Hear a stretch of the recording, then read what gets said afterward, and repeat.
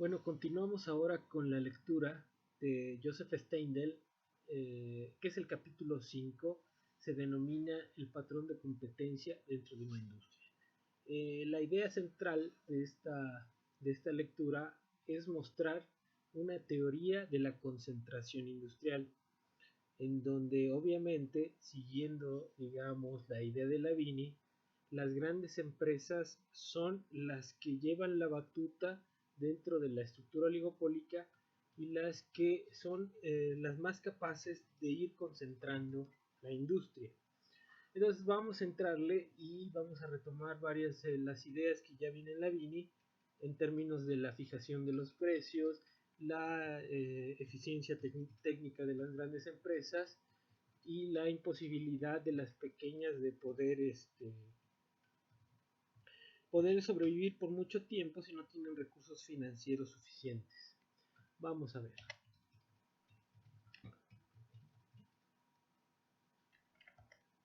Entonces, el caso de una rama industrial con abundancia de pequeños productores. Entonces aquí vamos a ver una estructura oligopólica donde hay un número grande de pequeñas empresas. Entonces dice aquí, ¿no? Existe un número de empresas pequeñas a las que va a denominar marginales, donde su producto influye en el producto total. O sea, ¿qué quiere decir? Si se ponen de acuerdo, como son muchas empresas pequeñas, pueden influir en la producción de la industria de manera importante, dice.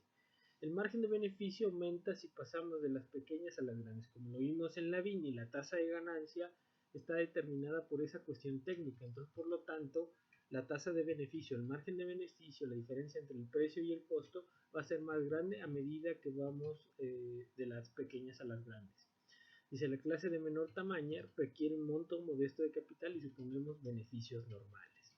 Entonces, obviamente, ya están ahí caracterizando los recursos necesarios, el capital necesario para poner una pequeña empresa, mediana y grande, va a ser muy diferente. Se examina la relación de precios, el costo de venta y la calidad de los productos de las diversas empresas respecto a los de la empresa pequeña. Dice, no hay un precio uniforme en la industria que corresponde al costo del productor marginal. ¿Sí? O sea, eso quiere decir que todas las empresas a los distintos tamaños pueden establecer un precio distinto. ¿Sí? Pero al igual que en la lógica de Lavini, las grandes empresas, por esa superioridad de costos, podrían tomar como referente el costo de la pequeña, para así obtener una ganancia diferencial por la ventaja técnica. Se trata de una estructura de precios de acuerdo con las diferentes calidades y tipos de productos. Dice, aunque se trate de una misma calidad, las diferentes empresas pueden cobrar distintos precios. Entonces vamos a ver. Dice, los márgenes de beneficio de las empresas intramarginales no serán determinados solamente por su ventaja en el costo diferencial, sino por otros factores. Dice, el margen tiene variaciones porque se eliminan las empresas de costos altos o por la posible entrada de empresas con costos aún mayores. ¿Sí? El propósito de nuestro análisis es explicar cómo se determinan en una industria los márgenes de beneficio. Entonces, por ejemplo, en el esquema de Lavini nosotros podríamos ver que obviamente las grandes empresas tienen los costos más pequeños y podrían, mediante la guerra de precios, eliminar a las pequeñas. Si se llegara en ese escenario, lo que se dice aquí es que se llega a eliminar a las empresas menos eficientes con costos más altos, pero también podrían llegar a la industria empresas con costos mayores o empresas con costos menores. Entonces ese margen de beneficio, ese margen que está determinado, digamos, por cuestiones tanto competitivas como técnicas, puede estar sujeto a variaciones en el corto y mediano plazo. Lo que hace este sistema oligopólico un sistema dinámico. ¿Sí? Entonces, dice principios generales, periodo largo, no interesan los ajustes en 1 o 2 años, sino la tendencia del proceso. Existe progreso técnico y reducciones de costos. Las empresas invierten en su propia industria. Es un incentivo importante de inversión la acumulación interna, la participación de capital, reservas y el capital retenido. Y la tasa de crecimiento para la industria está dada. Bueno, entonces, a diferencia de los supuestos de Lavini, Aquí estamos suponiendo que el mercado no es un mercado estacionario, sino que se da una tasa de crecimiento en un determinado tiempo. Obviamente aquí le faltaría decir que las grandes empresas son las únicas que pueden acceder a un progreso técnico más acelerado, por dos cuestiones fundamentalmente, porque ellas tienen la mayor ganancia y por ende tienen los recursos financieros para poder adquirir tecnología o poder invertir en investigación y desarrollo. Entonces, obviamente, por eso dice en el punto 4, el incentivo de inversión es la acumulación interna. Entonces, la acumulación interna no son más que las ganancias de los periodos previos y del periodo corriente. Entonces, si las empresas obtienen grandes ganancias, estarán incentivadas para seguir invirtiendo en la industria, ¿no? Otra cuestión aquí es esa parte, ¿no? Están invirtiendo en su propia industria. Después vamos a ver que ese supuesto se puede flexibilizar y podemos admitir que una vez que se ha concentrado la industria, las empresas se pueden mover a otras. Vamos a seguir. Dice la producción a gran escala, ¿no? Entonces, hay innovación, lo que disminuye los costos, aumenta los beneficios y son mayores que los de las empresas pequeñas, obviamente. Entonces, la innovación genera dos cuestiones.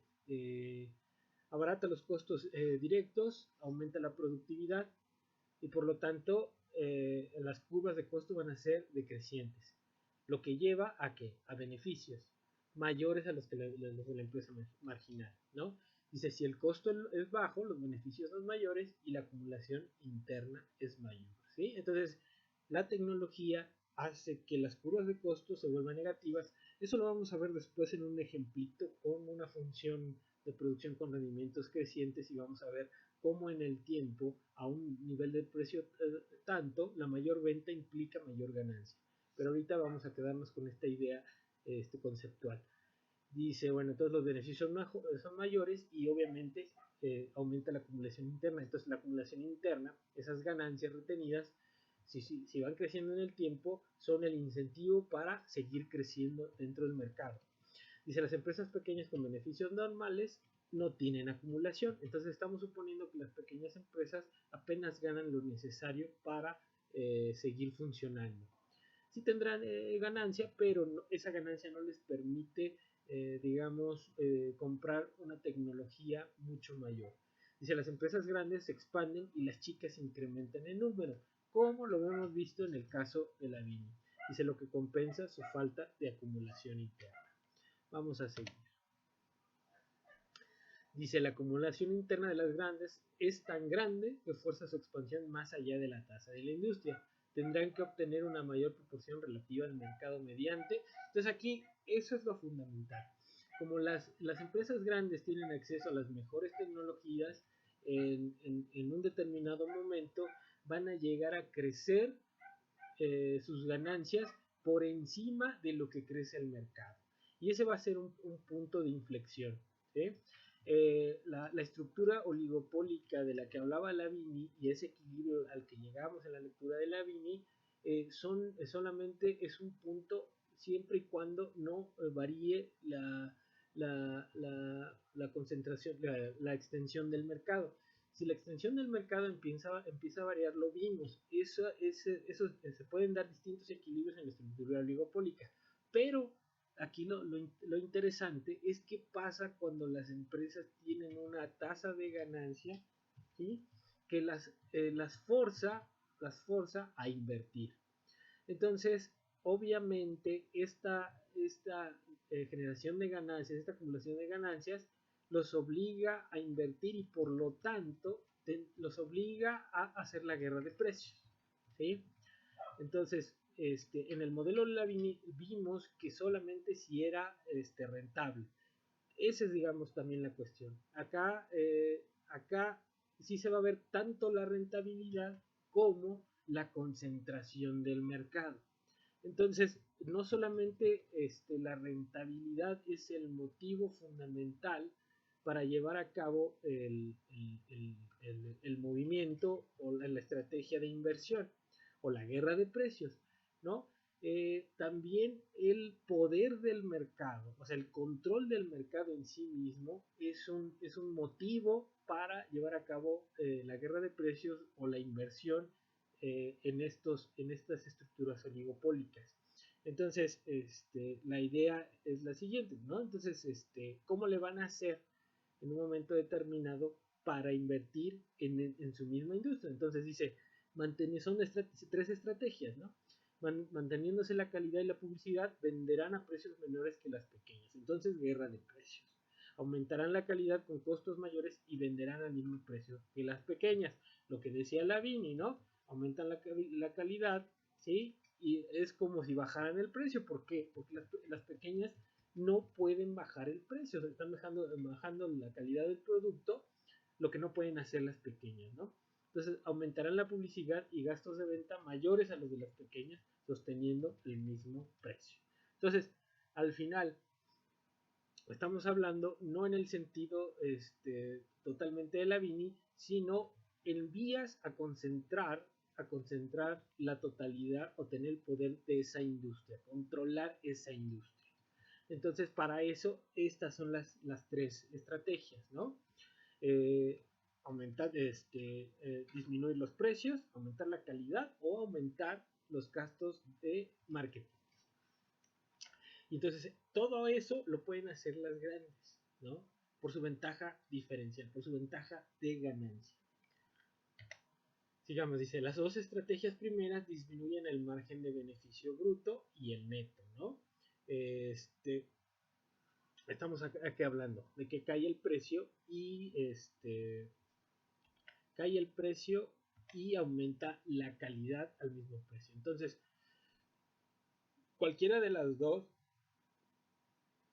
por el hecho de hacer la guerra de precios, yo pierdo beneficio. Y por el hecho de yo aumentar la calidad, pierdo beneficios, ¿no? Entonces, eso influye directamente en el beneficio que obtengo, ¿sí?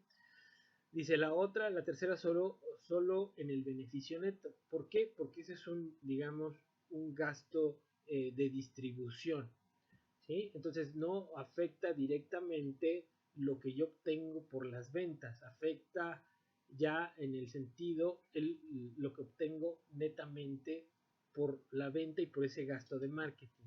Los otros influyen de manera general tanto en el beneficio bruto y en el neto porque están determinados por la cantidad de producto que estoy vendiendo. La segunda no, esa es un gasto aparte del gasto de producción y entonces ese gasto lo resto después de que vendí. Dice, pero no se eliminan por completo las ventajas diferenciales. Entonces, a pesar de que las grandes empresas hagan la guerra de precios, aumenten la calidad del producto o gasten en marketing, siguen obteniendo un beneficio mayor que las chicas. Dice, entonces no se eliminan esas ventajas diferenciales, pues son la causa de que las empresas deseen esa expansión y aumenten los esfuerzos por vender.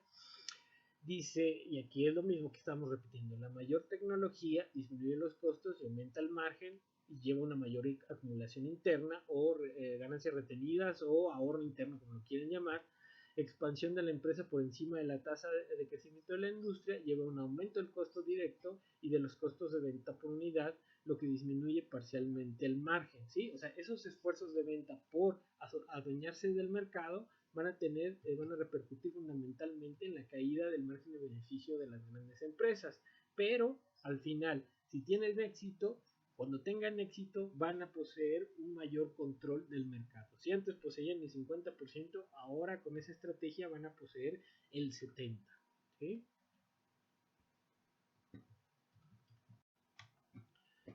Bueno, sí, seguimos en la que sigue. Dice, el nuevo equilibrio debe llegar a su vez a otro punto crítico para que no se dé la concentración absoluta.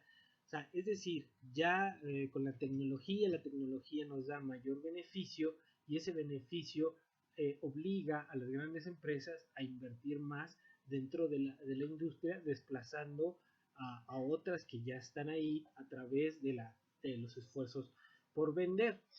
¿sí? Y entonces eso lo que va a generar es que esas empresas, en ese afán por concentrar el mercado y gastar más mejorando la calidad del producto, bajando el precio o gastando en marketing, eso va a generar que su tasa de acumulación interna disminuya. Entonces ahí se va a generar otro nuevo equilibrio, ya que se desplazaron a las otras empresas que no pudieron competirle a la nueva en esa estrategia de bajar el precio, aumentar la calidad, aumentar el marketing. Se llega a un nuevo equilibrio en donde se disminuye la tasa de acumulación y llega a ser compatible con la tasa de crecimiento de la demanda en esa industria, ¿no? Del mercado en esa industria, ¿no? Entonces ahí seguimos.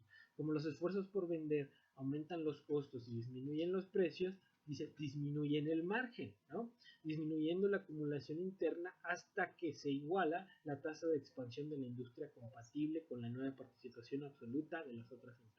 Entonces, esto va modificando el equilibrio y la estructura industrial. Entonces, aquí, digamos, la diferencia entre esta visión o este análisis que hace Steindl del que hace Lavini es que Steindl le pone dinámica, porque asume, desde un principio asume, también Lavini lo asume después, ¿no? Primero nos muestra el modelo en un entorno con una extensión absoluta, un mercado más bien estacionario, después empieza a suponer qué pasa si crece.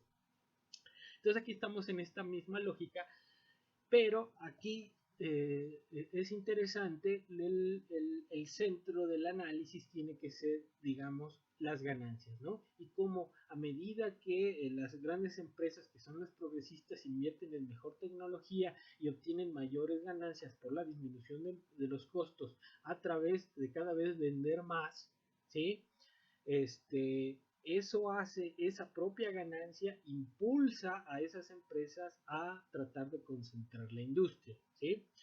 Entonces, eso, digamos, lo vamos a seguir viendo a lo largo de esta presentación.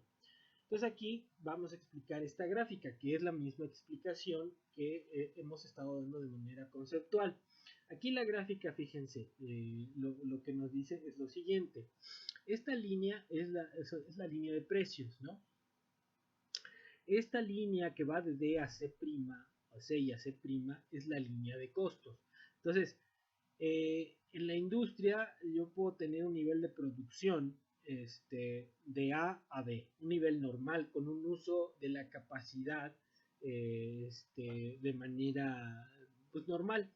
Acá estamos midiendo el costo medio unitario y los precios, ¿no? Entonces, a medida que yo aumento la producción, tanto el costo medio baja. Y eso me puede permitir a mí como empresa y tener un precio, una tendencia en el precio descendente. Pues siguiendo, digamos, la tendencia de los costos. ¿Sí? Ahora, si las grandes empresas quieren competirle a las medianas y a las chicas, pueden hacer esfuerzos extraordinarios para, para vender, para disminuir sus costos, ya sea invirtiendo o como sea. Entonces, esto puede generar, si aumentan la productividad, puede generar que la producción de la industria se vaya del punto B hasta el punto B', ¿sí? Con costos cada vez más que decrecientes, ¿sí? Por el aumento, por la mejor tecnología. Entonces, esto se refleja, si lo ven aquí en este triángulo de D, C', E', todo esto va a ser el margen de beneficio. Entonces, este margen de beneficio, obviamente, que las va a obligar a desplazar a las otras empresas. Y eso se va a reflejar en el paso de esta línea de precio a la línea H, ¿sí? Entonces, este movimiento, digamos, guerra de precios en este sentido, lo que va a generar va a ser un desplazamiento de otras empresas que no puedan competir con esa estructura de costos, ¿sí?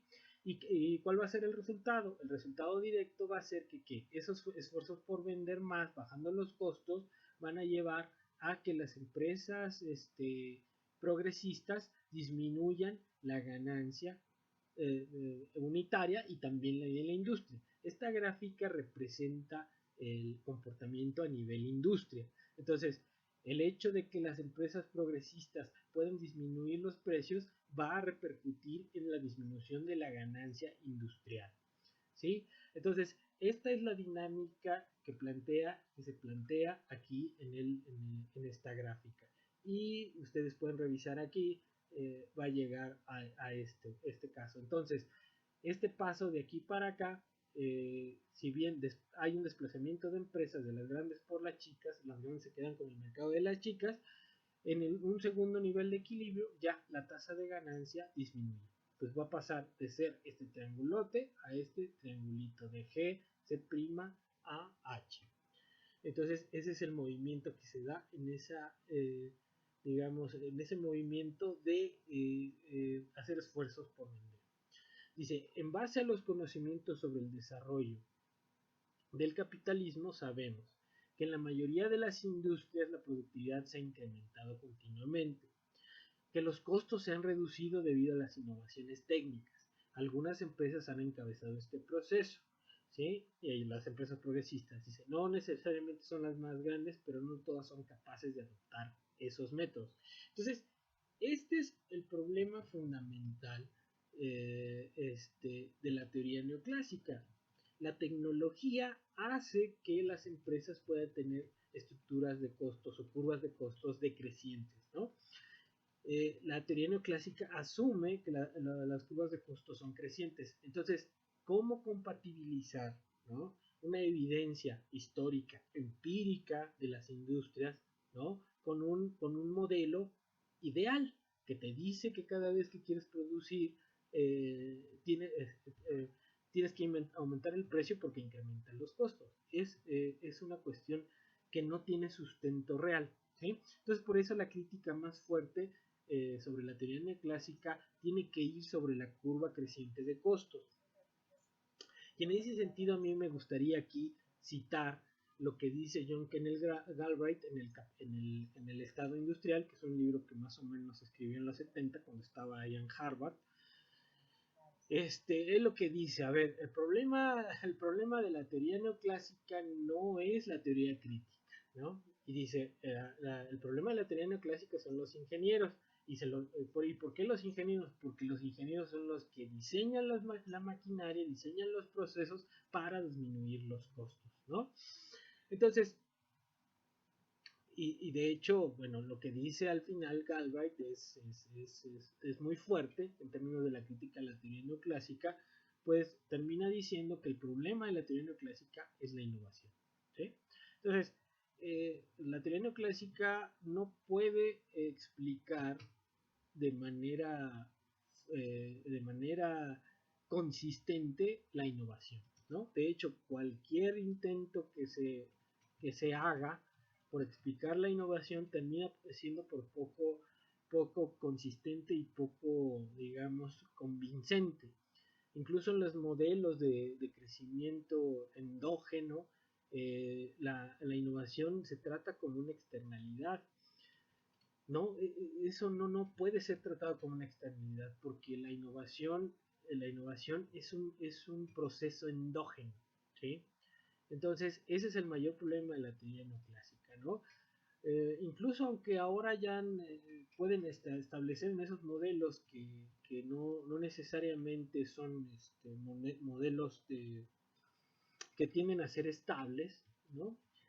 Siguen no considerando la innovación como un fenómeno netamente endógeno del capitalismo y de la dinámica industrial, que lo que hace es desequilibrar. Es un fenómeno, como lo veremos después con Schumpeter, es un fenómeno desequilibrante. Entonces seguimos.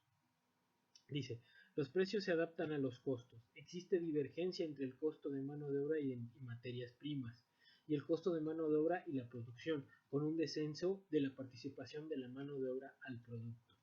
Bueno, obviamente en el transcurso de la historia y en el transcurso de ese desarrollo tecnológico, aquí aplicaría un mecanismo que Marx denomina como la plusvalía relativa.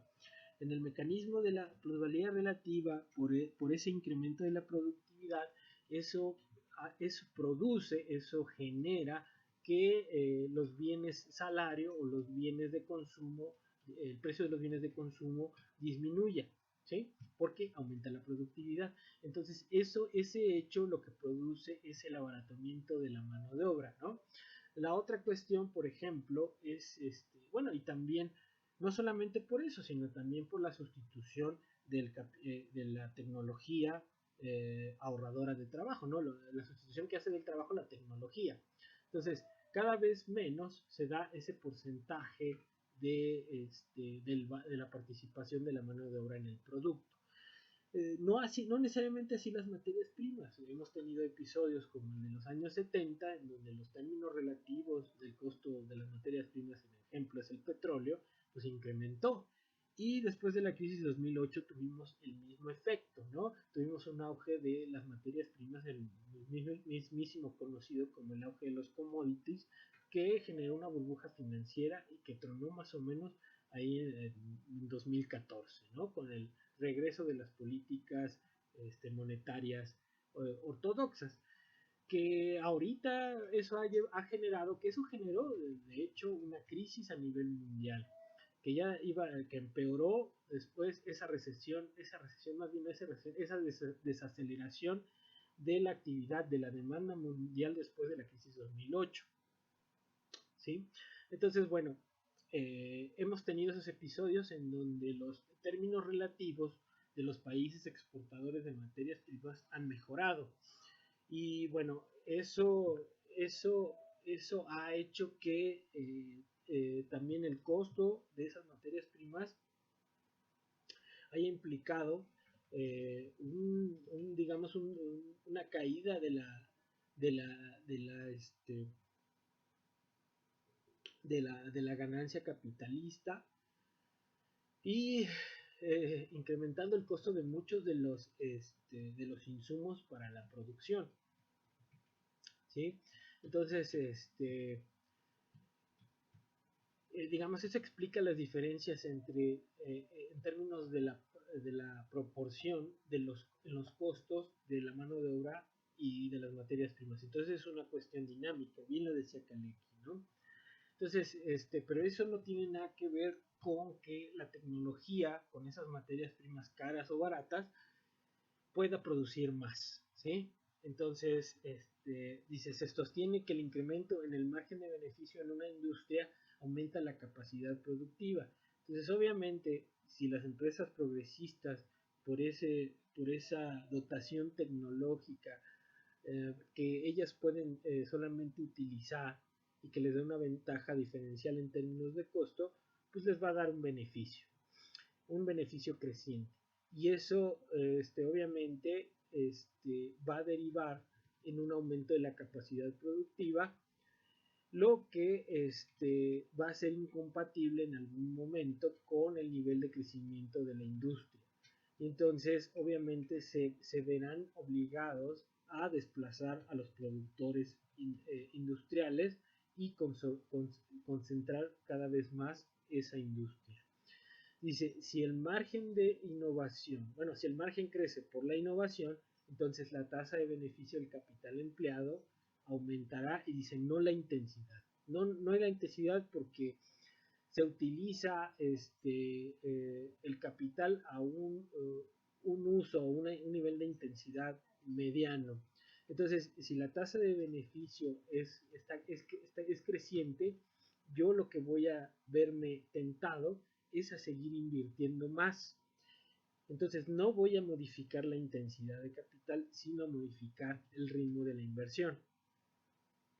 Entonces, eso va a generar un crecimiento de la tasa de beneficio, bueno, se va a reflejar en ese crecimiento de la tasa de beneficio sobre los fondos invertidos, ¿no? Tanto los fondos internos como externos. Y eso explica también por qué la superioridad de la gran empresa o de la empresa progresista en términos de Steindl es absoluta. El hecho de que tú tengas una tasa de beneficio creciente también te acerca, te hace, te hace sujeto de crédito para el sector financiero. Entonces, entre más ganes, más te prestan, ¿no? Y si más te prestas, pues tienes más a tu disposición recursos financieros para seguir invirtiendo. Entonces, esa ventaja no la tienen ni las medianas ni las chicas. Y obviamente, tanto la ganancia crece y también la expectativa de los bancos de participación de esa ganancia, y como los préstamos son en mayor medida más grandes que los que les podrían dar a una mediana o una chica, también el costo del financiamiento para las grandes es mucho menor que para una mediana o una chica, ¿sí? Entonces, si el beneficio neto aumenta, esto lleva a que incremente la acumulación interna. Entonces, ¿qué entendemos por acumulación interna? Pues ese crecimiento de los fondos disponibles para la inversión, que en términos contables pues serían las ganancias retenidas, ¿no? Y ahí estamos, digamos, ya obviando que ya se pagó los dividendos de los accionistas. Entonces, ese beneficio neto obviamente también va a incrementar los dividendos de los accionistas y va a incrementar las ganancias disponibles para la reinversión. Entonces, eso es lo que estamos analizando en esta parte. Dice, el margen de beneficio neta cambia por la modificación de la utilización de la capacidad, los costos y precios dados, ¿sí? Dice, una modificación dada el nivel de utilización de la capacidad, dice, el margen de beneficio neto con un nivel dado de utilización de la capacidad.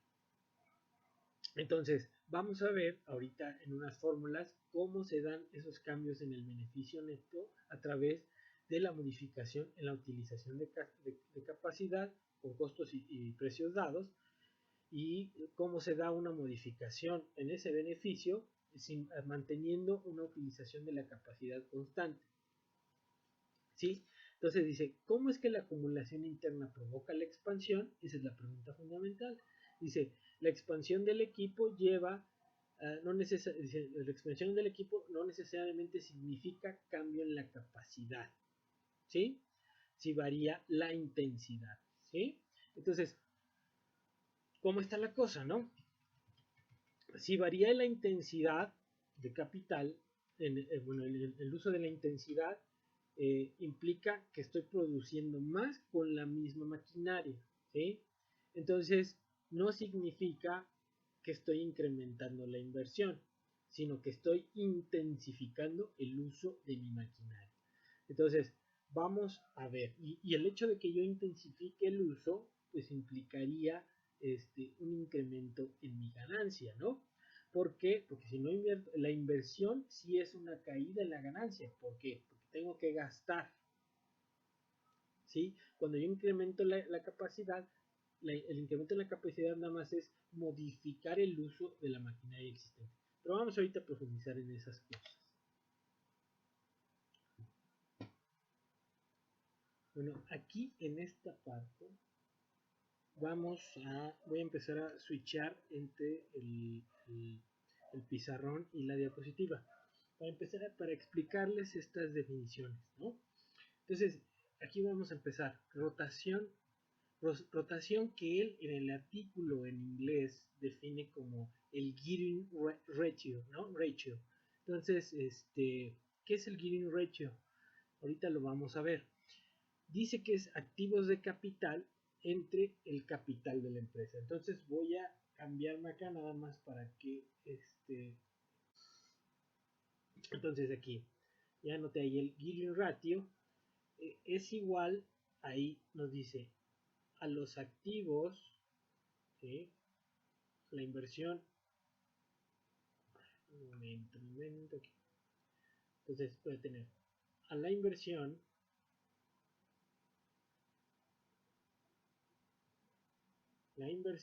entre el capital, ¿sí? Entonces, si yo recuerdo que el activo es igual a pasivo más capital, entonces obviamente estoy hablando de este capital que es un aporte de los socios y también las reservas. Entonces, por ejemplo, si este cociente, yo estoy hablando de que esta inversión es un acervo, entonces es el acervo de edificios, maquinaria y equipo con el que cuenta la empresa para producir, y si lo divido entre C, y si esto llega a ser mayor que 1, entonces yo lo que estaría diciendo es que mi inversión es mayor que mi capital. Por lo tanto, si eso es mayor que 1, quiere decir que me estoy recurriendo a deuda, ¿no? Entonces, en la medida en que ese cociente crezca, lo que estoy diciendo es que me estoy endeudando. Por eso es un ratio de apalancamiento. Vamos a seguirle en el otro lado. Entonces, hasta ahí yo creo que va claro. Entonces, los activos de capital, pues obviamente, ese no necesita mayor explicación más que decir que pues, es el capital invertido en activos, aquí activos productivos, ¿no? Obviamente el capital de la empresa se va a dividir en el capital social, en la aportación de los socios, más las reservas que existen y que pueden provenir de periodos previos, ¿no? Los activos de capital, por otro lado, van a ser igual a esos fondos propios, ¿sí? A los fondos propios de la empresa por la tasa de rotación. Entonces, ¿qué es lo que estoy diciendo aquí? Si aquí en la tasa de rotación me salió 1.5, entonces si yo multiplico ese 1.5 por mis fondos propios, me va a regresar el valor de los activos de capital. ¿Sí? O sea, lo que estoy diciendo es que si aquí fuera 1.5, quiero decir que mis activos de capital son 50% mayores que los fondos propios de la empresa, por ejemplo. ¿Sí? Entonces, ahora vamos a explicar la intensidad de capital. Entonces me voy a ir bueno, vamos a ver primero, a ver cómo se define. La intensidad de capital son los activos de capital, ese acervo de activos entre el producto anual potencial a máxima capacidad. Entonces, sería esto de la siguiente manera.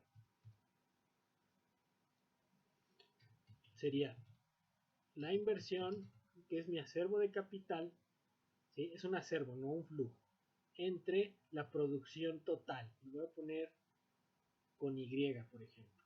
Entonces, ¿esto qué me estaría diciendo? Entonces, aquí el indicador de la intensidad de capital, lo que me estaría diciendo es lo siguiente. Si yo tengo, por ejemplo, un stock de capital, que es esa inversión en maquinaria, equipo, edificios, lo que quieran, y acá tengo el nivel de producción a pleno, a toda la capacidad, ¿sí? O sea, digamos, el potencial, el nivel de producción potencial, esta división lo que me diría es qué tanto estoy utilizando de ese capital por unidad de producto, como un promedio, ¿no? En promedio. Si esto empieza a crecer y es mayor que 1, quiere decir que yo estoy intensificando el uso de mi capital por unidad de producto. Y a medida que disminuya, sería al revés, que cada vez que ahora utilizo menos capital por unidad de producto. Entonces, por esa razón, esto se denomina la intensidad de capital. Vamos ahora a pasar al otro, a la siguiente definición. Entonces, obviamente el producto anual, de acá lo vamos a regresar, va a ser el despeje de esta ecuación, ¿no? Entonces, es la intensidad de capital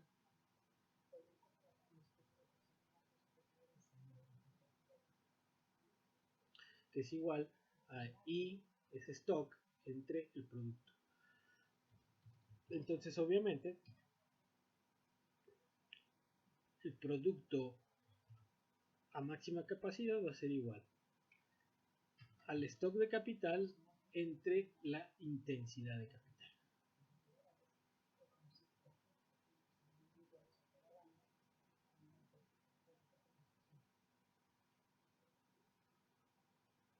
Entonces, si yo divido, ¿sí? divido el stock de capital entre su intensidad, me va a dar la producción máxima, ¿no? Dada esa intensidad de uso de capital. ¿Sí? Entonces, vamos a ver, entonces, ¿cómo puede incrementar esa producción? Pues solamente o que aumente o que la intensidad de capital disminuya. ¿Sí? Si disminuya, aumenta y aumente o que aumente y se mantenga constante. ¿Sí? Entonces, cualquiera de las dos cosas, a una intensidad de capital dada, yo incremento el producto invirtiendo más, o dada un acervo de capital, disminuyendo la intensidad.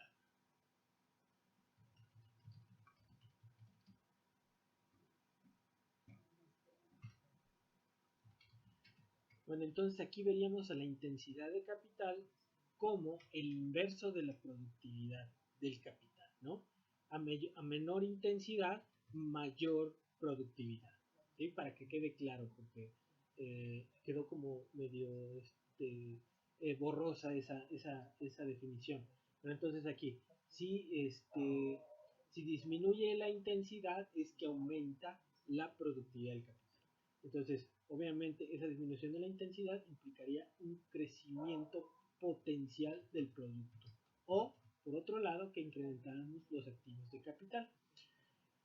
Luego, lo que sigue, la utilización de la capacidad va a estar definida como las ventas sobre el producto a total capacidad, o el producto potencial. Obviamente, esto no puede ser mayor que 1, ¿no? No podemos vender más allá de lo que se produce, ¿sí? O no tendría sentido, ¿no? Entonces, más o menos ahí queda claro ese concepto de utilización de la capacidad. Bueno, seguimos con la diapositiva.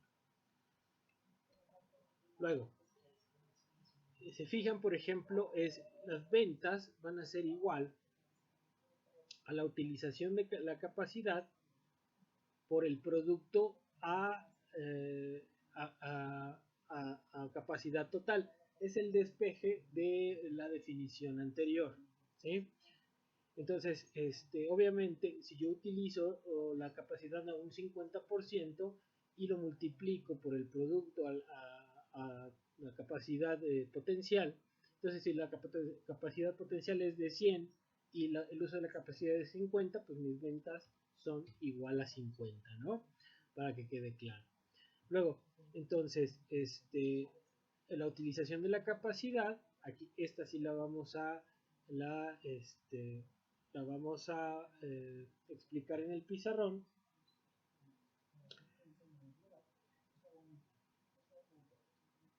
Y es lo siguiente.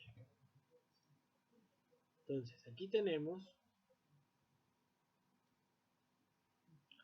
que el producto, que las ventas son igual a la utilización de la capacidad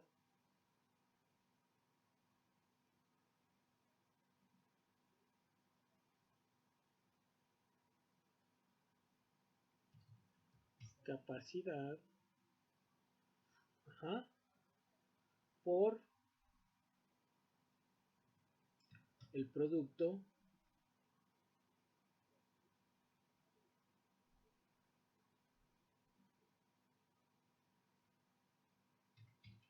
a máxima, o el producto potencial. Le ponemos el producto potencial.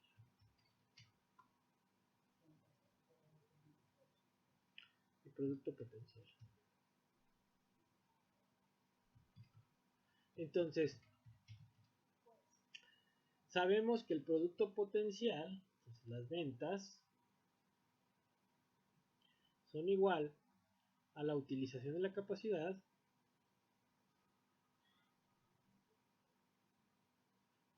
utilización, lo voy a poner así, por el producto, que es igual a los activos de capital entre la intensidad.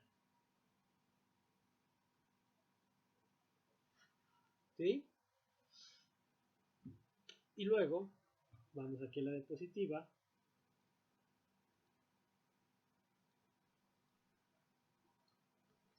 ¿Sí? Dice utilización de la capacidad por la tasa y por los fondos propios. Entonces hay que regresarnos acá. Entonces, ¿qué tenemos acá? Arriba.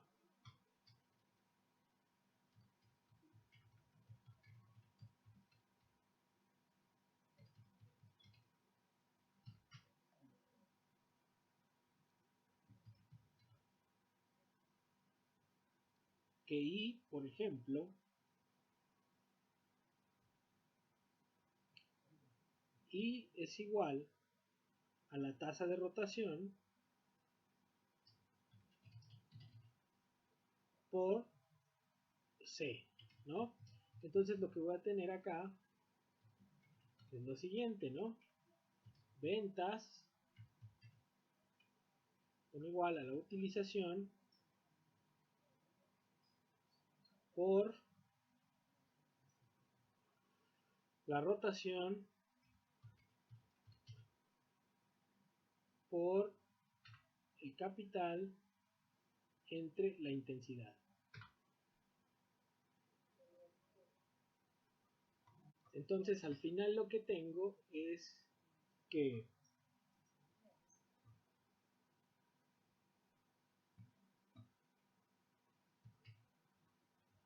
lo siguiente, que las ventas son igual, voy a poner la utilización, por la rotación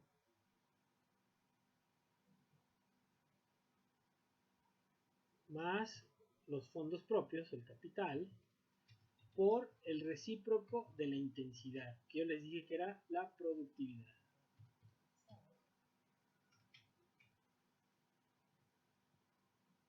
La productividad de K. ¿Sí? Entonces, aquí ya tenemos la fórmula de las ventas. Entonces, las ventas van a incrementar cuando incremente la utilización, cuando incremente el endeudamiento, ¿no? Por ejemplo, cuando incremente el capital y cuando incremente la productividad. ¿Ok? Entonces, vamos a ver lo que sigue. Y entonces él desarrolla su fórmula en el PowerPoint de la siguiente manera. Entonces, las ventas van a ser igual a la utilización que le pone U por el recíproco de la intensidad, que sería la productividad del capital, por la tasa de rotación o el Gini ratio, que es le pusimos el ratio de apalancamiento, más por los fondos propios, ¿no? Entonces vamos a seguirle en la diapositiva.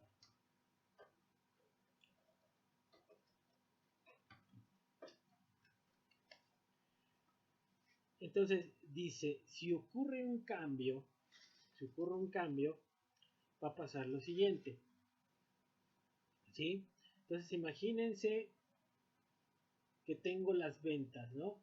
Entonces, todo está en función del cambio. Entonces, R va a representar la tasa de crecimiento de las ventas, U es la tasa de crecimiento de la utilización, esto sería la tasa de crecimiento de la productividad, esto sería la tasa de crecimiento del endeudamiento y esto sería la tasa de crecimiento de la acumulación interna, ¿no? Porque estamos viendo el capital, pues el capital crece cuando, el capital para la inversión crece cuando hay ganancias retenidas. Entonces, esas ganancias retenidas se representan por ese crecimiento de la acumulación interna. ¿Sí? Entonces, vamos a ver, y esto sería la fórmula. ¿Sí? Seguimos en la diapositiva. Entonces dice, Si se elige un tiempo corto, vamos a tener lo siguiente, ¿no? Entonces, que las ventas, o sea, el cambio en las ventas se va a ver afectado positivamente por la tasa de utilización, negativamente por la intensidad del capital, ¿sí? Positivamente por el endeudamiento y positivamente por el crecimiento del capital. Entonces aquí nada más cambió el recíproco, ¿no? Por esta parte. Entonces la intensidad disminuye porque la productividad aumenta, las ventas, ¿no? Entonces aquí nada más pone el anterior porque es la relación inversa. Entonces, esta ecuación puede aplicarse en la industria en conjunto donde no existe concentración absoluta, ¿sí? Bueno, entonces aquí lo que analiza es, por ejemplo, nada más de la ecuación anterior, los cambios. Entonces, esta es la tasa de crecimiento de las ventas, esta es la tasa de crecimiento de la utilización, este sería la tasa de crecimiento de la intensificación, por eso tiene signo negativo, porque de hecho está como denominador en la ecuación pasada. Este es el crecimiento del endeudamiento y este es el crecimiento de la acumulación interna.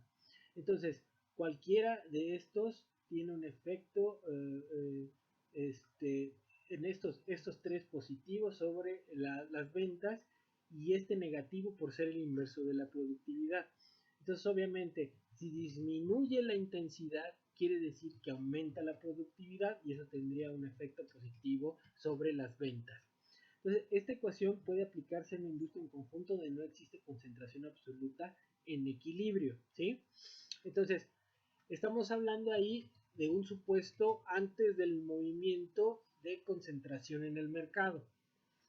Entonces, vamos a suponer que es una industria en donde hay grandes empresas medianas y muchas chicas, ¿no? Entonces, si ocurre una eliminación de empresas, se aplica la ecuación a las empresas restantes, ¿no? Entonces, una vez alcanzado el equilibrio, se vuelve a aplicar esta ecuación, ¿sí?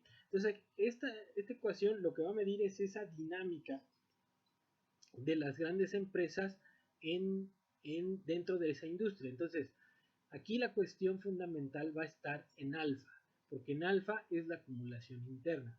Entonces, si la acumulación interna, la tasa de crecimiento de la acumulación interna crece mucho más que la tasa de crecimiento de la industria, eso va a llevar a que, si la tasa de acumulación interna crece mucho, va a llevar a que la tasa de crecimiento de las ventas sea muy fuerte. Entonces, si las ventas crecen en esa industria, quiere decir que las grandes empresas están ocupando el lugar, ya sea de las medianas o de las chicas, ¿no? Entonces, una vez que se llega a esa situación, se vuelve a aplicar esta ecuación. Entonces, vamos a analizar después cómo se da esta dinámica en donde esta va a crecer por encima de la tasa de crecimiento de la industria. Entonces, dice, el incremento de las ventas de esas empresas, R', es igual, dice, al incremento de las ventas de la industria. ¿Sí? Porque son las empresas progresistas. Entonces dice, la proporción de las ventas de las empresas eliminadas tiene que ser igual a C. ¿Sí? Entonces, ¿por qué? Obviamente, cuando crecen estas ventas, ¿sí? Tiene que haber la sustitución de empresas dentro de esa industria y lo va a denominar como C, ¿sí? Entonces, al final, lo que yo tengo es que la tasa de crecimiento de la industria va a ser igual a la tasa de crecimiento de las ventas por 1 más C, ¿sí? Que es que C es la sustitución de las grandes empresas o el dominio de las grandes empresas del mercado de las chicas. ¿Cómo? Eliminando las chicas, que es que SC, ¿no? Entonces, vamos a ver. Vamos a seguir leyendo la diapositiva. Entonces, al final, dice R es aproximadamente igual ARC, ¿sí? Y esto es igual a esto, ¿no? Entonces aquí él desarrolla y dice que la tasa de crecimiento de las ventas es igual a la tasa de utilización, la tasa de crecimiento de la utilización, la tasa de crecimiento del endeudamiento, la tasa de crecimiento de la productividad, la tasa más la tasa de sustitución de empresas más la tasa de acumulación interna. Entonces dice lo siguiente, ¿no? Si las empresas progresistas disminuyen sus costos debido a la innovación y aumenta su margen, esto llevará a que su tasa de acumulación interna crezca más que la correspondiente o la que está en equilibrio con el crecimiento de la industria, ¿sí? Entonces, siempre va a haber una tasa de crecimiento de acumulación interna compatible con ese crecimiento de la industria. Sin embargo, por esa disminución de los costos, por el diferencial tecnológico, si se llega a incrementar ese nivel de acumulación de recursos por encima de lo que es normal dentro de la industria, entonces esto va a llevar a un desplazamiento de las empresas débiles por las grandes empresas o aquí progresistas, ¿no? ¿Hasta cuándo se va a llevar esto?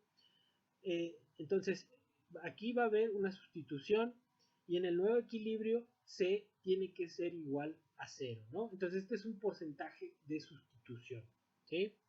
Entonces, aquí lo que va a pasar es que en el equilibrio esta alfa ya sea alfa asterisco, ¿no?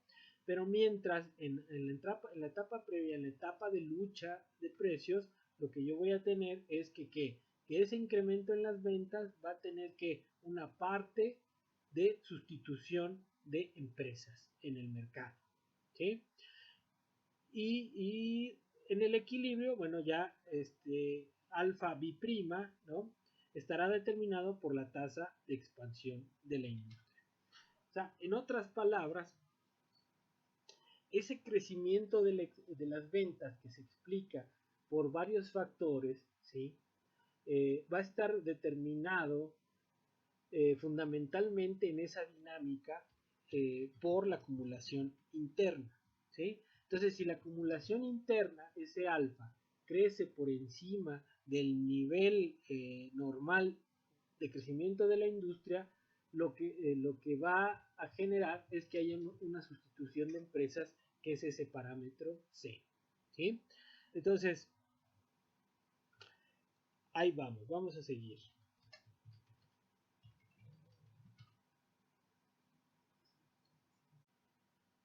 Bueno, entonces aquí la idea es, si existen efectos que pudieran aumentar la acumulación interna, dada la expansión de la industria y las ventas, entonces ahí lo que se hace nada más es un despeje de las ecuaciones anteriores, y lo que se ve ahí, bueno, que la acumulación interna depende obviamente de la tasa de crecimiento de las ventas, de la tasa de crecimiento de la intensificación del capital, negativamente de la utilización y negativamente del ratio de apalancamiento, ¿no? Entonces, lo que dice aquí es, si la intensificación se eleva de manera permanente, dice, obviamente se efectúa más rápido el incremento de capital por unidad de capacidad productiva, la ganancia aumentará. Esto es fundamentalmente por el hecho de que cuando se intensifica el uso del capital, se desgasta más rápido la máquina. Entonces, obviamente, si se desgasta más rápido la máquina, se prorratea más rápido la inversión y puedo tener más ganancias. Luego se dice, si disminuye la tasa de rotación, ¿sí? Pagando deudas o invirtiendo en títulos, obviamente va a aumentar la tasa de acumulación interna, ¿sí? Entonces, esto va a pasar si y solo si cuando la inversión nueva no sea rentable, por ejemplo, ¿no? Porque si es rentable, pues me conviene seguirme endeudando, ¿no? E invertir en, cuestiones productivas, ¿no? Entonces, pero una parte aquí es interesante que puede resultar esa tasa de apalancamiento un signo también de debilitamiento de la rentabilidad en el sector productivo, porque si se da esa debilidad de la rentabilidad en el sector productivo, yo puedo compensar la rentabilidad del negocio invirtiendo en cuestiones financieras, ¿no? Como los activos o títulos financieros o pagando deudas, ¿sí? Dice, si existe, por eso dice, si existen inversiones redituables, no habrá razones para que baje la tasa de rotación. Dice, si el beneficio de la inversión baja, la tasa de rotación puede bajar, ¿sí? Porque ahora me conviene invertir en cuestiones financieras. Seguimos.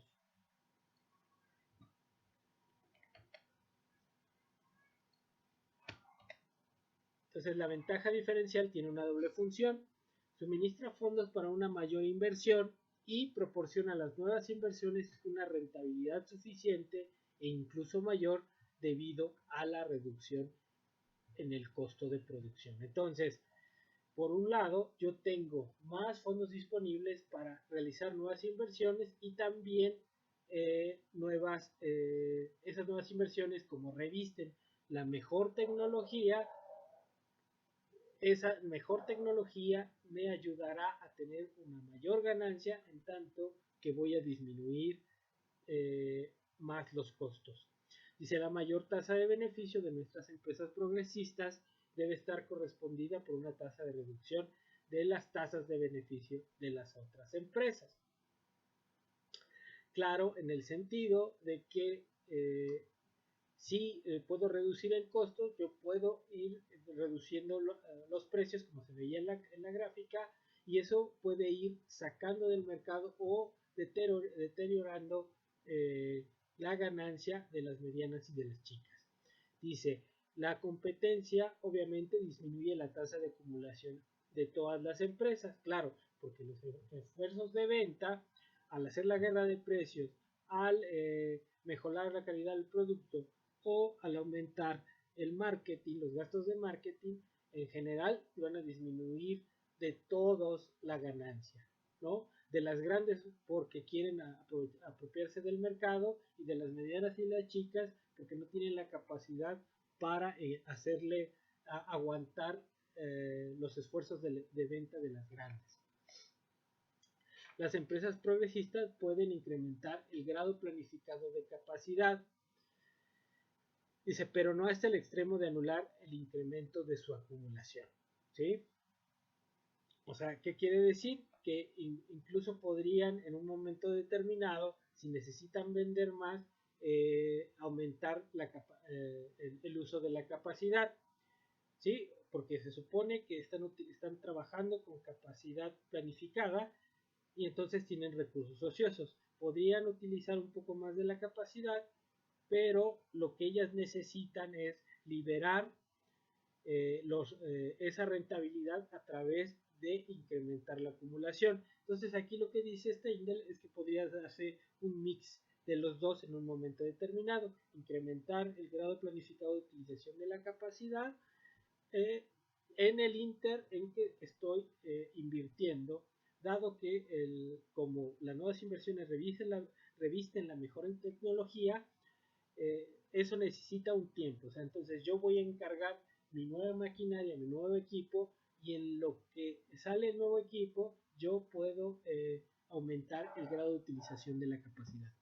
Dice, existe la posibilidad de que las otras empresas experimenten una caída no planificada en su grado de utilización. Claro, lo que puede pasar es que si las grandes quieren vender y las otras empresas para impedir que las grandes bajen el precio, lo que pueden hacer es reducir su grado de utilización para permitir que las grandes entren sin bajar el precio. Y eso sería una estrategia que les permitiría a las pequeñas y medianas aguantar, aguantar más tiempo en el mercado, ¿no? Entonces la empresa grande puede entrar sin afectar los precios. Dice, cuando las progresistas incrementan las ventas, pueden, dice, las demás empresas bajar la utilización de su capacidad entonces la concentración absoluta será lenta y las demás empresas podrían bajar el precio y aumentar la calidad, eliminando a las marginales, ¿no? Entonces, tiene de dos, ¿no? Cuando incrementan las presas o las otras disminuyen su capacidad para dejar entrar a las grandes, o se va a ver un desplazamiento de las medianas y pequeñas que no pueden resistir la baja en el precio o el aumento en la calidad de los productos. Dice, suponemos que con la eliminación de las empresas marginales, las restantes restablecen el nivel planificado de utilización de la capacidad. Dice, bajo las condiciones aquí supuestas, no es probable que los cambios en la utilización de la capacidad proporcionen suficientes escapes para una acumulación interna incrementada. O sea, lo que quiere decir es que al final las grandes terminarán por dominar el mercado, ¿sí? O sea, no será suficiente con ese espacio que le hagan reduciendo su uso de la capacidad, sino si su ganancia de las grandes, esa acumulación interna, es superior a ese espacio que le están proporcionando, disminuyendo su utilización, al final terminará por desplazarlas del mercado. Entonces dice, el patrón ideal de la competencia de una industria es la siguiente. La tasa de acumulación interna está limitada por la expansión de la industria y la de intensificación de su capital. Dice, el margen de beneficio neto también está limitado por esos factores. Dice, si existe progreso técnico constante y la tasa de expansión no es muy grande, el beneficio medio se elevará. Claro, porque a medida que hay progreso técnico, yo lo que hago es disminuir los costos, ¿no? Entonces, mientras eso se posibilite, yo voy a obtener una ganancia cada mes más grande y por lo tanto el beneficio medio se elevará. Sin embargo, si la tasa de expansión ya rebasa la tasa de expansión de la industria, en ese momento yo tendría que empezar a hacer esfuerzos por vender y los esfuerzos por vender tenderían a disminuir el beneficio, ¿no? Entonces, se elevará el beneficio mientras existen empresas existentes que pueden eliminarse. Dice, se ha demostrado que la utilización, a un nivel dado de utilización, hay un límite superior para la acumulación interna y para el margen de beneficio. Y hay tres casos, dice.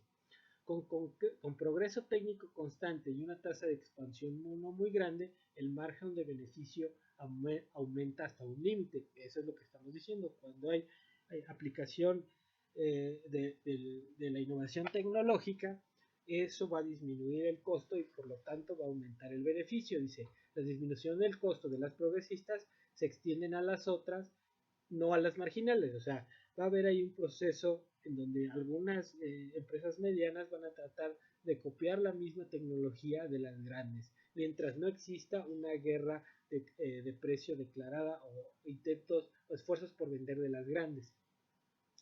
Entonces, eso va a incrementar el margen de beneficio hasta el máximo posible, ¿no? ¿Por qué? Porque la tecnología empieza a ser utilizada por las progresistas y por las medianas. Entonces, en términos generales, van a poder, tanto las progresistas como las medianas, van a poder bajar los precios. Entonces, habría un incremento en el beneficio, ¿no? Hasta que su acumulación necesite desplazar a las chicas, ¿no? Si la acumulación de la industria es excepcionalmente grande, la acumulación interna es insuficiente, entonces ahí podría ser otro caso, que el crecimiento de la industria sea muy fuerte y que la acumulación interna de las grandes empresas sea suficiente para satisfacer ese crecimiento excepcional de la industria. Entonces las empresas marginales pueden incrementar su beneficio por arriba del beneficio normal. Si está creciendo la demanda en ese mercado y las grandes y las medianas no dan abasto, pues las empresas marginales, bueno, en general tendería a haber un incremento en los precios y en ese sentido las empresas marginales podrían incrementar su beneficio. Dice, si llegan nuevas empresas a la industria, el beneficio medio obviamente no llegará al máximo. Claro que no, porque obviamente ahí habrá un esfuerzo competitivo que implicaría una disminución en el precio. Sí, entonces, dice, pues corresponderá a las empresas de reciente ingreso y a su nivel de utilización y al incremento de la utilización o a la variación de la utilización. Dice, por lo tanto, no siempre es posible restablecer y mantener un determinado grado planificado de utilización. Si la expansión del mercado es muy acelerada, ¿sí? Incrementará la utilización más allá del nivel planeado, ¿sí? Entonces, era como en este caso, en donde crece la industria muy fuerte y entonces, y si la acumulación interna de las grandes y las medianas es muy débil, pues lo que van a tratar de hacer es aumentar el grado de utilización. Entonces, ahí hay variantes que pueden modificar ese grado de utilización y que no necesariamente impliquen mayor inversión. Entonces, el grado de utilización puede aplicar para los dos lados, ¿no? Disminuyéndolo para permitir a las grandes que crezcan su producción o aumentándolo cuando la industria crece por encima de la acumulación interna. Dice, la conclusión es que la acumulación interna y el margen de beneficio neto con una utilización constante tenderán a un nivel máximo. ¿Sí? En función de la tasa de crecimiento de la industria, la intensificación del capital y la cuota de eliminación del capital, de la capacidad productiva existente, es decir, la sustitución, más bien la eliminación de las pequeñas empresas. Dice, esto es que con un constante, o sea, con un grado de utilización constante, la proporción del producto que le corresponde al beneficio neto proporciona suficientes fondos de inversión a la industria. ¿Sí? Entonces, es lo que estamos diciendo. Nuestro análisis ha hecho surgir la conexión que existe entre la competencia y la acumulación de capital. Clásicos y Karl Marx nos proporciona una teoría de la concentración. Dice, lo limitado de la participación del beneficio es una consecuencia del carácter agresivo dinámico de la acumulación interna, lo que ocasiona la concentración absoluta, ¿no? Entonces estamos viendo en este esquema en donde las grandes empresas que él denomina progresistas, pues están monopolizando los beneficios del cambio tecnológico. Entonces, ese hecho hace que sea imposible para las pequeñas empresas, incluso las medianas, poder competir en una industria oligopólica. Y entonces, la conclusión de Steindl es que al final en las industrias oligopólicas tienden a un nivel de concentración, ¿sí? Igual que en el caso de la Vini, este nivel de concentración va a llegar a un punto de equilibrio en donde ya no va a ser rentable para las grandes eliminar a las chicas. Y en ese sentido, tanto la lectura de la Vini como esta están muy relacionadas, ¿no? Al final la conclusión tiene que ver es que la competencia capitalista, ya sea oligopólica o bueno, en general oligopólica, tiende a una concentración absoluta de los mercados, siempre y cuando sea rentable la inversión en el sector productivo. Eso es lo fundamental. Hacia la concentración absoluta y la limitación de los márgenes de beneficio neto, dada la utilización de capital, son dos aspectos de lo mismo, y la causa de ambos es la presión competitiva de la acumulación interna de fondos, ¿sí? Entonces, la ganancia propia de las empresas es la que empuja a la concentración. ¿Ya? ¿Hasta qué punto este modelo corresponde a la realidad? Dice, el más restrictivo de los supuestos es que existen pequeños productores marginales que tienen un beneficio normal y pueden ser expulsados con relativa facilidad. Dice, además que a estos pequeños productores marginales producen una proporción importante del producto, pues de otra manera desaparecería con demasiada rapidez. Dice, esos supuestos esenciales, son esenciales, pues de ellos depende la posibilidad de que las empresas progresistas aumenten su inversión a tasas de beneficio constantes o crecientes. Entonces, ¿qué podría ser otro caso? En donde una industria oligopólica esté dominada por grandes productores. En ese sentido, no sería tan fácil llegar a la concentración absoluta. ¿Por qué? porque todas las empresas grandes tienen los mismos medios financieros para defenderse de los esfuerzos de venta entre ellas mismas, ¿no? Y si, por ejemplo, existen medianas que tengan acceso al financiamiento o a la tecnología, puede dificultar ese proceso de concentración absoluta. Por lo tanto, hay fuerzas que posibilitan la concentración y eso tiene que ver con la acumulación interna, pero por otro lado hay fuerzas que repelen esa concentración cuando hablamos, por ejemplo, de competencia entre capitalistas del mismo tamaño o con ciertas posibilidades financieras o tecnológicas. Dice, y aquí es lo que proponen en estas últimas láminas, esos ejemplos. Existen muchas industrias en las que los productores marginales tienen beneficios anormales cuando operan a cierta escala que requieren determinada clase de equipos de capital, más del requerido que las empresas pequeñas, ¿no? Entonces dice, en ese caso es más difícil la expulsión de algunos de los productores marginales con la baja del precio, ¿no? Dice, las marginales pueden contrarrestar los efectos de un descenso en el precio bajando su precio en la misma magnitud. ¿Por qué? Porque tienen beneficios anormales. Dice, se habrá nulificado el esfuerzo para aumentar las ventas de las empresas progresistas. Y ahí tendría que ver cuál sería la reacción de las grandes cuando ven que las chicas tienen posibilidades de aguantar los embates competitivos o los embates por colocar más el producto, bajando el precio, aumentando la calidad o aumentando el gasto de marketing. Y ahí el siguiente comentario sería si es rentable seguir haciendo los esfuerzos de venta. O dos, dice, la baja del precio tendrá que ser mayor que el margen de beneficio neto de las empresas marginales, con el objeto de que las empresas marginales no tengan la posibilidad. Pero como vimos en el caso de la Vini, eso no necesariamente a veces es lo suficientemente tanto rentable para las grandes. Sería rentable si con esos esfuerzos sustituyen a las chicas, pero si no, lo único que van a hacer es disminuir su beneficio. Dice, como las empresas marginales son pequeñas, pueden poseer cierta resistencia financiera y en consecuencia mayor capacidad de supervivencia, lo que las hace que el esfuerzo para vender es mayor y a menos que las reducciones del costo logradas sean muy grandes, el proceso de exclusión implicará reducción en los márgenes y la tasa de beneficio, es lo que estamos diciendo. Si las pequeñas, medianas, tienen formas financieras o de acceso a la tecnología, pues eso va a dificultar la expulsión de los mercados.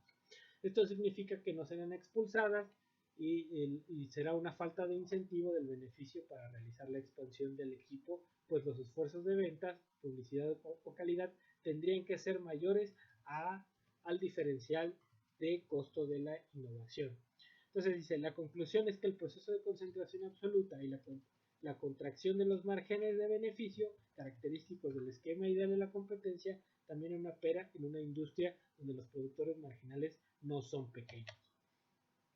Dice, es posible que los beneficios se reduzcan a beneficios normales para las empresas medianas o hasta algo grandes, si la presión competitiva, el costo diferencial de la industria es lo bastante fuerte. Dice, los beneficios normales no solo serán característicos de las empresas pequeñas, sino de las empresas marginales de cualquier industria. Es claro que si las marginales son un poco grandes, se lleva más tiempo el que las ventajas diferenciales de costo de las progresistas ejerzan una presión seria sobre ellas. Si no se llega a ese punto, a niveles dados de utilización, los márgenes de beneficio neto podrán elevarse con independencia de los factores que determinan el crecimiento y la identificación del capital. Así, la acumulación interna, al incrementarse, provocará una reducción de la tasa de rotación. ¿Sí? Entonces, obviamente, cada vez que la acumulación interna aumenta, pues yo puedo pagar mis deudas, ¿sí? Y si hago eso, yo estoy en posibilidades también de seguir aguantando los embates competitivos de las grandes. Esto se observa en las industrias oligopolistas. Es probable que las empresas grandes tengan cierta fuerza financiera, por lo que la lucha por la eliminación será en extremo larga y costosa. Por eso es que en esas industrias, con la acumulación interna, las fuerzas de la competencia no operan, conservando en un límite los márgenes de beneficio a niveles dados de utilización. Entonces, ¿qué es lo característico de estas estructuras oligopólicas? Que todas las empresas tengan beneficios, ¿sí? Y no se está produciendo la máxima capacidad, no se está maximizando ni el beneficio, no se está maximizando la producción. Esos son supuestos y construcciones teóricas que no tienen un reforzamiento real, no tienen una evidencia empírica que las valide. Dice, ahora introduciremos un nuevo factor. Es posible que los fondos acumulados por las empresas se empleen en establecer empresas en otras industrias. Entonces, esto también es muy importante porque no solamente establece una teoría de la concentración dentro de las industrias, porque si en un determinado momento se llega a una concentración absoluta de esa industria, lo que puede, y sigue habiendo ganancias, lo que puede hacer las empresas de esa industria es intentar empezar a entrar a otras que pueden ser relacionadas o no relacionadas. ¿Y cuál sería la mejor estrategia para entrar a otras industrias? Pues sería obviamente las fusiones y adquisiciones. Y eso es interesante porque es una forma de explicar la inversión extranjera directa, ese tipo de movimientos, ¿no? Como esa búsqueda por una mayor ganancia o también la búsqueda por empezar a liberar, más bien colocar esa inversión, ¿no? Que nace de esa acumulación interna. Dice, ¿qué tan fuerte será la influencia de este tipo de competencia para mantener dentro de ciertos límites los márgenes de beneficio? Dice, la posibilidad de entradas nuevas son tan difíciles como la expansión de una de las empresas a expensas de otras. Dice, la magnitud de los márgenes de beneficio corriente en esa industria representa el reto que implicará el término de los esfuerzos de venta, si quieren eliminar a las existentes. Dice, si las empresas nuevas comparten el mercado, se disminuirá la utilización de la capacidad y la disminución de las tasas de beneficio, pero se conservarán igual los márgenes de beneficio neto a niveles dados de utilización de la capacidad. Entonces, ¿qué es lo que está planteando aquí? Que incluso esa estrategia de empezar a movernos a otras industrias, pues se dificulta, ¿sí? Porque no es lo mismo, bueno, ahí tiene que ver una cuestión fundamental. Cuando yo quiero entrarle a una industria relacionada o no relacionada, no necesariamente conozco bien el negocio. Entonces, por eso yo les planteaba, en ese escenario, entrar con inversión nueva es mucho más difícil que intentar entrar comprando a empresas que ya están dentro de la industria. Entonces, por lo tanto, el nivel corriente de las tasas de beneficio en una industria oligopolista no es una medida real para la empresa. Dice, si no está segura de contar con ventajas diferenciales considerablemente fuertes, ¿no? La tasa de beneficio será considerablemente menor y el incentivo para invertir será débil. Entonces, yo como empresa que quiero empezar a entrarle a otros sectores, tengo que saber, tengo que conocer bien a los otros sectores para saber si con la tecnología que yo voy a entrar puedo hacerles, puedo hacer que sean exitosos mis esfuerzos de venta. Es decir, que cuando yo entre bajando el precio, aumentando la calidad, haciendo marketing, pueda eliminarlas del mercado. Si no, eso no tendrá ningún beneficio.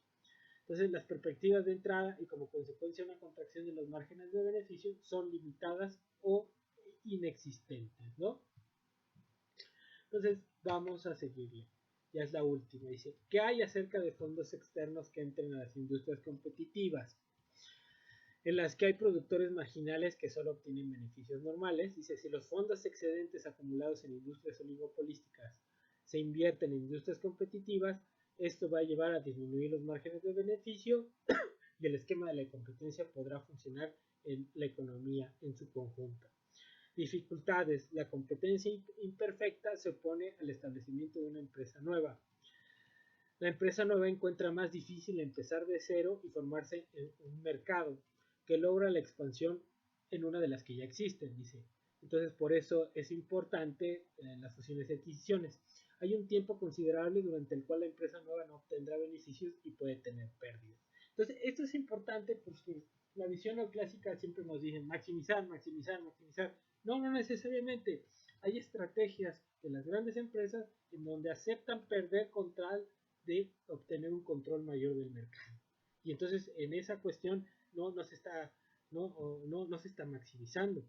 Entonces ahí tendríamos que cuestionarnos realmente cuáles son los objetivos de las empresas. No nada más es el único maximizar, maximizar. No, a lo mejor hay objetivos fundamentales como la expansión, el crecimiento, la innovación. Y todas esas estrategias no implican maximizar ganancias, ¿no? Entonces habría que acercarnos a conceptos más realistas, por ejemplo, el de la teoría evolucionista, que después lo vamos a ver, ¿sí? Pero que implican que las empresas en este mundo incierto tienen que lograr sobrevivir. Entonces el objetivo fundamental en esta teoría es la supervivencia de las empresas y cómo las empresas se adaptan a ese entorno incierto, ¿no? Entonces, este factor justifica que los empresarios prefieran invertir en su propia industria, pues debilita el incentivo a invertir fuera de la propia industria. Se añade el riesgo que corren los empresarios a entrar en una industria que no conocen. Bueno, entonces aquí yo les he planteado una discusión, a mí me parece muy interesante en el sentido real de cómo se comportan las grandes empresas en los mercados. Entonces, este modelo me parece que explica mejor el comportamiento a nivel industrial, ¿sí? Podría partirse de aquí también una teoría de la inversión extranjera directa. Sin embargo, creo que los motivos por los cuales la inversión extranjera se ha movido a nivel mundial a partir de la década de los 60, primero fueron de costo. Y después, por ejemplo, si estamos viendo el caso de China, las grandes empresas estadounidenses que movieron a China están funcionando en torno a este modelo, ¿no? Como la rentabilidad en la industria china es fuerte, pues ellas están decidiendo invertir allá.